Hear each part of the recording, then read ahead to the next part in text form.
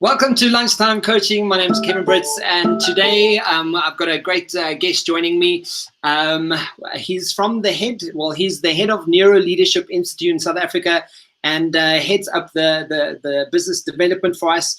Welcome to today's Lunchtime Coaching, Robert Pearse. Thanks, Kevin. Thank you so much for having me. Great to kind of share some insights and explore a bit more about what we do and the work that we deliver. Fantastic. So, I mean, for me, I've had a passion about neuroscience and behavior since I was very young. I've always been quite curious about why people do what they do. But essentially, from the NeuroLeadership Institute, you guys support business and organization. Tell us how you guys do that, and tell us more about what it is you guys do. Sure, thank you. So, interesting. While I look at you, I can see your backdrop there is a really vibrant and busy New York City. And so the NeuroLeadership Institute is a research-driven institute based out of New York City. For those of you who do or don't know, it was founded and started by a gentleman called Dr. David Rock.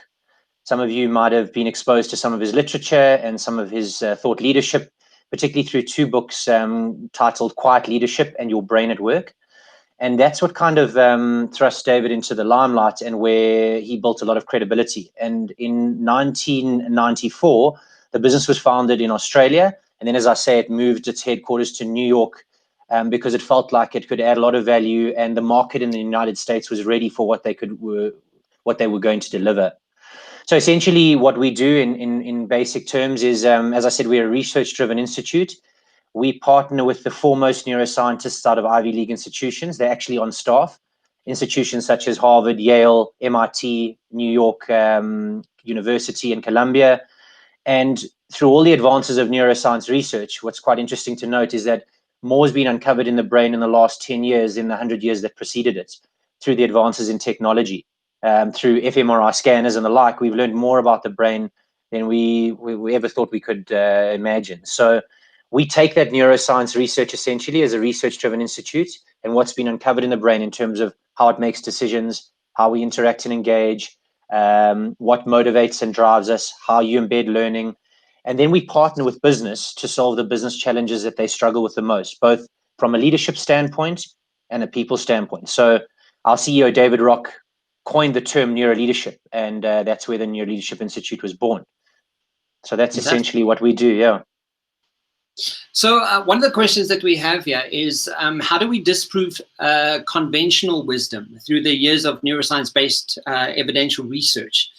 Because I think a lot of the time, and a lot of evidence from my training and my coaching background, a lot of what I notice is a lot of how we do business stems from quite archaic ways of doing business. And, I think COVID's really thrown us into a space where we really have to start questioning how we do what we do. But how do you guys disprove conventional wisdom through the actual research that you guys do? Great, then thanks. That's a great question. So it encompasses many things, and we're not just neuroscience in theory, but neuroscience in delivery and in our content, because we understand deeply how the brain prefers to learn, how we embed new habits and behaviors, but also what works in relation to organizational or leadership development change initiatives. So just at a high level, we have three key practice areas, one being performance, one being diversity and inclusion, and the third being leadership and culture. And to give you some examples in the performance space, what we've disproved is that, ranking, the old rank and yank kind of terminology in relation to having performance conversations, having conversation in relation to key performance indicators or a number that a person should achieve or a target, always puts someone in a threat state. And when a brain is a threat state, is in a threat state, it is not psychologically safe. It can't access its best thinking. It can't think reflexively, perceptively. It's inhibited. It also can't make effective decisions. It's not able to think in the best parts of where the brain thinks best in your prefrontal cortex. So our approach disproved the conventional way of running performance management as an example. And our whole approach is around creating psychological safety so that the person can access their best thinking. And we do that through a number of our models and methodologies, where it's around how you first and foremost have a connectedness, you build a relationship, how you build insight in the brain, that aha moment, which fundamentally shifts someone's thinking, and then also how you focus on learning. So it was more around the frequency and the quality of the conversation, breaks down that limbic system functioning and drives improved thinking in relation to performance conversations. The second, if I look at broadly in our diversity inclusion space, is we disproved a lot around bias-based training. A lot of bias-based training in business has been around awareness and how you create awareness of your unconscious biases. And what we found is that through all our research is that when you focus just at an awareness level, you further embed bias. It's ironic in the sense that when you focus on awareness bias training, you further embed that bias that exists. Yeah. And so what you need to actually do is mitigate it in process. And we, our approaches have created a simple methodology and approach to help you manage and mitigate the biases in the way you make people and business decisions. And then lastly, I think if we look at the culture and leadership space, we've disproved a lot in relation to how you make learning entrenched and embedded through an understanding of the brain, but more so in our partnership with Dr. Carol Dweck, who was the founder of a growth mindset, how a growth mindset, which is a belief that your abilities and your skills are infinite and that you can continually grow, learn, and improve, forms the foundation of a lot of our initiatives. And that's kind of the bedrock at what we do. So there's a lot more to it, and I can share a lot with you, but fundamentally, that's what we disprove. Yeah. Yeah, everything you're saying is, from my perspective, from my foundationals are also based in neuroscience and NLP. And, from a growth mindset, I was just having this discussion with someone last night. I think often we find ourselves putting things, boxes around things. And the moment we do that, it becomes a big limitation for ourselves and what we believe we potentially could achieve from any perspective. But one of the things that I have, I've been on one of the webinars that you've shared, and I want you to maybe just, the last time we chatted, you divulged a little bit about that, the biases and the unconscious bias that we do have. And I know, from my perspective, when I'm doing training, we chat about the affinity bias, the halo bias, the confirmation. There's so many, and I think there's about 150 if I stand corrected. Don't you want to touch on that? Correct. And give people more insight about why that's such an important point, and how that really impacts how we do life, on a day-to-day basis, not only from a sort of a business perspective, but how we do anything. Yeah, no, I think it's such a hot topic, particularly in South Africa. Biases form an integral part of our diversity inclusion offerings, and diversity inclusion is a hot topic in the South African landscape right now, particularly as we have a very, very diverse organizations, not just from an ethnicity standpoint, but also from a generational standpoint, from a gender standpoint, from a preference standpoint.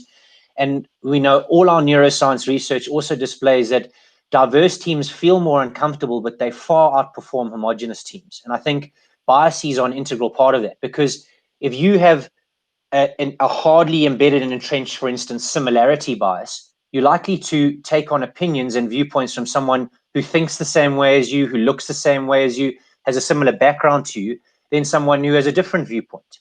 And that then hampers your ability to make really effective people and business decisions. So just to answer your question, I think you've made a valid point, is all our research is around how bias plays out in the brain. And that bias actually isn't a bad thing. It's actually there to serve us and actually increase your cognitive load, because all of us are biased. And if you can accept that you're biased, you understand that it's something that's there to serve you and optimize your brain's functioning. And what we've done in a lot of our solutions is we have a framework, and I think you've touched on it, it's a summary framework of ours called the SEEDS model, which is a summary of over the 150 biases that play out in the brain into 5 baskets or kind of brackets, should I say. And that SEEDS model speaks to similarity bias, expedience bias, experience bias, distance bias, and safety bias. And basically, if you look at them in their kind of summary, is similarity bias is your bias that people like me are better than others. And we see this play out in many organizations in the way they recruit and select. If I interview someone who maybe went to a similar school to me or the same university or has a similar way of being or functioning, I'm likely to inherently favor them than someone else. Yeah. Expedience bias speaks to kind of, if it feels right, it must be true. Through all what we've been exposed to, and our inklings and our gut feeling, if it feels right, we often jump into the first and most obvious decision, often not the best decision, and to the detriment of what should work or what would ideally be suited to us.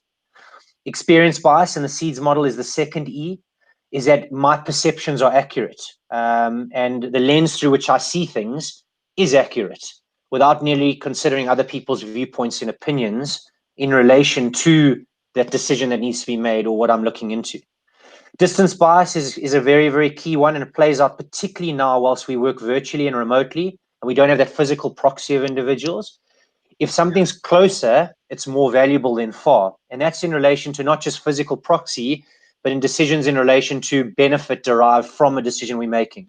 If we see a quick win now, we're likely to make a decision rather than a greater long-term gain. And then lastly, safety bias is if bad is stronger than good. You know, our brains, as I said, have far more real estate for threat than it does for reward. And we want to keep ourselves safe. So we try and protect ourselves from the bad rather than the upside in most of the decisions that we make. And so a lot of what we do is labeling the bias and then putting in a mitigation strategy, as I mentioned earlier. So that's kind of the approach. Thank you. So what I am quite curious about is, what key piece of advice would you give someone starting out in organizational leadership and people development in the world to set them up for success? Because I think, you know, and touching on the biases like you have, it's not about, and like you're saying, you know, it's a good thing. It's something that we could use as a tool, and to know more about it is really great, because then you suddenly have more context of what could potentially play out in this moment that you're dealing, or making decisions, or you're dealing with your own staff. But essentially, what would you say would set them up for success? I think that's a great question. Look, I think, Kevin, you're a huge exponent of this. I think if I were to speak to a fresh graduate or someone young and who has big aspirations in their professional career, is have a learn-it-all mindset and not a know-it-all mindset, and take on the view that if every single day I can improve by just 0.5% or 1%, you'll be better for it. You know, the Josh Burson from Deloitte, who we've been fortunate enough to work with at our global office, often refers to the skill set of the future as the ability of a person to relearn, learn, and unlearn on a continuous basis. And I think, you know, in seeing what you've done and what you share, I gain inspiration from people like you and from others, because what can I take from them that will benefit me and make me better? Because no person is perfect. And you should never see a ceiling in relation to where you can go. It's around, if I've achieved a goal, that's great, I achieve it, but what is the next level up from that? How do I get incrementally better time and time again? And it's a mindset of progress over perfection. And the reason I say that is many youngsters I see come into the corporate fold today come out of, you know, really, really strong theoretical knowledge, and have a strong understanding in relation to what they've learned in their tertiary institutions or their master's degrees. But they then think they have all the tools and all the skills and all they need to progress rapidly. And they want instant gratification. And I think it's around, take inspiration from everyone around you, because you're going to go into environments where you can learn a tremendous amount if you're willing to open your mind to it. And as I said earlier, look to learn continuously and look at progress on a daily basis, and look to how you can get better in every single exposure you have to a project, a task, or something you're working on. Fantastic. I love the fact that you say, you know, have a learn it all kind of mindset and not a know it all mindset. One of my coaches that recently has been on the lunchtime coaching, Tifo Setlahare, uses the phrase fail fast and fail forward. And Exactly. I have to quote that, because I think it's such a beautiful way of, especially for people, you know, stepping into a corporate world and wanting to climb that ladder. It's a really good thing that you fail. You know, a lot of the time people go, oh, you know, like, and it becomes quite a debilitator for them. But the moment you fail fast and you fail forward, you go, okay, cool, what am I learning? It really, applies that kind of growth mindset and really gets your brain on board with, okay, and now I know what not to do. What is the option of what I should be doing, right? But I think that's such a great point. Sorry, just to jump in there, Kevin, I think you've raised such a valuable point is, people often say in business, fail fast, fail forward. And people go, well, failure exposes me. But that's the fundamental piece of a growth mindset is around, it's not an extrinsic view, it's an intrinsic view. It's around not having to demonstrate and prove how great you are and look to outperform others. It's around, how do I get better myself? How do I outperform myself? And we talk of this premise of failing your way to excellence, because if you look at any of the successful individuals in the world, you look at people like Jeff Bezos or Elon Musk, or they talk about failing their way to excellence. Their greatest learnings have come in failure. I think you raised a valid point. Yeah. And I often touch on when it comes to cultivating confidence, because a lot of the time when people have a lack of confidence, they look at an external reference to what confidence looks like and goes, well, I don't behave, or I'm not like that person. But then again, you're putting it outside of you, and you're not cultivating or learning from the inside out. So it does definitely come from an intrinsic perspective. But I want to, what is it? Why are you such a great believer of applying the neurosciences in leadership? What is it about you, and how have you used it, and what is that for you? I think you touched on the fact that you're a big exponent and believer of neuroscience, particularly in the neurolinguistic space. But as I said earlier, I mean, neuroscience has disproved a lot, but also proven a lot of the approaches we've taken have work, which is great. It's reassuring. But for me, what's been a fundamental change in being a huge exponent and believer in neuroscience-based offerings and principles is that for many, many a year, many leaders, executives, and people development practitioners have been frustrated in relation to the results that have not occurred for the investment that they've put into leadership and people development. It often hasn't necessarily hit the mark that they would have liked or delivered the results they would have liked. And I think what we're finding now from a NeuroLeadership Institute perspective is a lot of the solutions that we partner with business on are actually delivering the results and the impact that they want to see, and that that return on investment is occurring. Because we've seen our failings, but we've also worked out through an understanding of the brain what will set up for success. And if you follow this blueprint, you're likely to achieve what you've set out to do.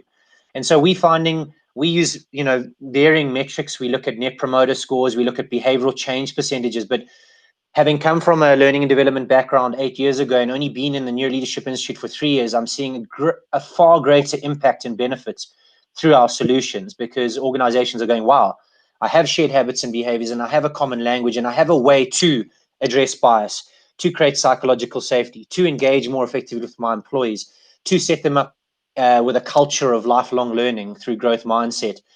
And they're seeing the benefit instantaneously through those solutions. So it's just been a big change in that when people have come to us and said, we kind of dumbstruck, what do we do here to make this culture come to life, or to address this leadership or this leader's needs? Suddenly we're going, well, this is what you can do, and if you follow this approach, these are the results. Be cautious of these failings, because this is what will hamper you from achieving that. And then ultimately we set them up in their own right to do things well. Yeah. Fantastic. So, because we, these sessions are lunchtime coaching, and inevitably we want to be able to share practical advice and tips and tricks that people can take away today and go, wow, I never thought of that. I mean, we've already mentioned quite a lot, but if you could leave us with some takeaway from today, what would that be? And what is something that we could, I know that one of the questions we have is the critical success factors. And I know you've mentioned a few already, but if you could leave us and leave anyone who's going to be watching with some practical tools that they could use today, what would that be? Sure. I think there are many, but I think if I were to try and highlight a couple, is I think, as humans, we inherently look for difference. And I think, there's been some pertinent topics which I think the world needed to hear, and I don't want to go down that road, but I think the greatest way to bring people together and to have a workforce and organizations that are engaged, that are motivated and driven, but also organizations that are fulfilled to deliver on whatever the mandate is and the strategy that's been put together, is we need to create much more shared purpose. If people can negate or remove themselves from the differences that we all have, and whatever those differences are, but align to a common purpose and a common ground with a shared purpose in delivery, it's amazing how you create unification. People are very quickly aligned and are delivering to what's expected. I think so. Shared purpose is critical in relation to making learning effective and beneficial. And I think one of the other things is how you build a common language and shared habits and behaviors. And we've learned this through neuroscience research, because it's amazing when there's positive social pressure in a system. And what I mean by positive social pressure is we as humans are inherently social.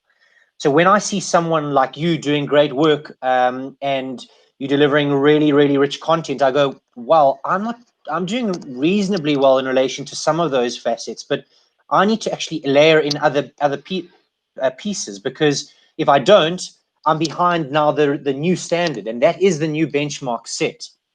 Yeah. So shared purpose is one. I think a common language that builds positive social pressure where everyone wants to abide and be at that standard is key. And then I think when working with organizations, you want to make sure that any change, I'm talking here, whether it's cultural change, it's leadership change in relation to behaviors and habits, whether it's change like we find ourselves in now, a disruptive change with COVID, is how do you make sure you build systems and processes that support the change? And it's amazing how many organizations we work with who want to embed really strong habits and behaviors that will bring them to the desired result, but the systems don't support it. And the problem with that is that the system is always stronger than the individual. So they want individuals to start adopting new habits and behaviors, but they have a system, for instance, in performance conversation, which says that they have to have a biannual conversation. And that goes completely against a regular check-in with your employee to find out how they're doing, what they could improve upon, and how you can support them in relation to the project they're dealing with right now, as an example. So I would say shared purpose is always key. There's some fundamentals in change initiatives, building common languages and habits that people abide to and want to achieve, and then making sure always that your systems and processes support the change you want to see occur. Otherwise, it always falls flat. Fantastic. I love that. That's such a good all-rounding perspective to have a look at it. But lastly, the last question I do have for you is, tell us from a personal perspective, what motivates you and fulfills you to get up every day and do you? Sure. So, look, well, I think to start off with, my son gets me up every morning. I have a 3-year-old son who at the best of times gets me up early and is quite demanding before I can get into the things that I'm passionate about within a work fold. So that's probably the first. But I think you can probably attest to the fact that the work that we do really is fulfilling at a really deeper level. And what I mean by that is, it's amazing when you work with people to see how you can help them improve and get better at life, philosophically speaking. It's amazing when you work with individuals in organizations or leaders or broad teams, and you start seeing just through one insight gained or one tool that they can use, which fundamentally shifts the way they think, behave, and function. And then how grateful they are to you for what you've helped them with. I don't think you can ever really share how fulfilling that really is at its deepest, in my deepest cause. I love leaving organizations that are better off for the work that we've done for them. And that really, really is fulfilling for me.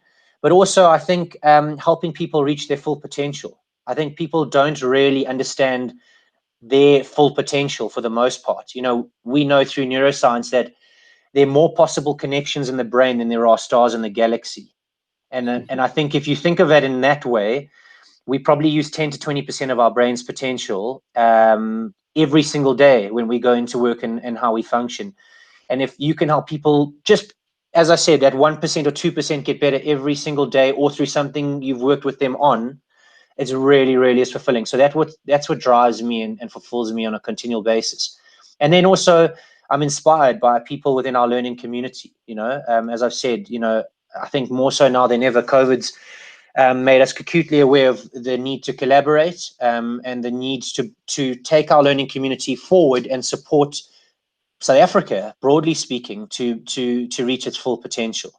And that inspires me in many, many ways. That we can uplift this country in ways that we didn't think possible. Absolutely. Well, then we definitely have something in common, because, for the lunchtime coaching, that's really the aim. When I started this, it was, how do you add value without being in people's faces? And I just, it's like, okay, well, why not we just share really useful information at lunchtime with people? And, people are loving that. And Robert Pearse, thank you so much. It's been an absolute pleasure to chat to you, and thank you for your time. I really appreciate it. Thanks for everything you've shared and divulged today. I think it's definitely good food for thought. I'm just going to leave everybody with lunchtime coaching happening from next week, Tuesday. We are doing featuring some psychologists, and we are specifically going to be looking at mental health. So mental health issues, everything to do with depression, anxiety, abuse. We're going to touch some really difficult questions and difficult conversations, and that's going to be happening every Tuesday. So I'm going to be sharing that out to all the platforms. So tune in for that. It's going to go out around lunchtime. And Robert, thank you so much. Thanks for today. I appreciate you being here. I just want to leave us with a bit of a quote for this afternoon. Marie Forleo says, "The key to success is to start before you are ready." What do you think, right? Robert, thank you so much. Chat to you soon, and thanks for sharing today with us. Thanks for the opportunity, Kevin. All the best. We'll hopefully chat soon. Keep well to all the listeners out there, and stay safe. Bye-bye. Cheers.